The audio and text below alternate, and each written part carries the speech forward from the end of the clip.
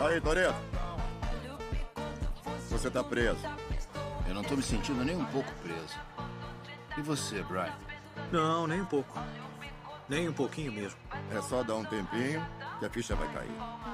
Agora se vire e põe as mãos atrás das costas. Não tô afim, não. Você tá errado se tá achando que tem outra opção, moleque. O seu erro é pensar que está na América.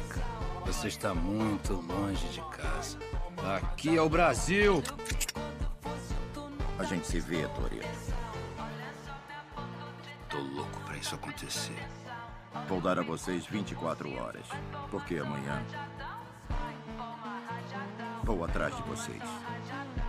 A gente ainda se vê. Eu acho que...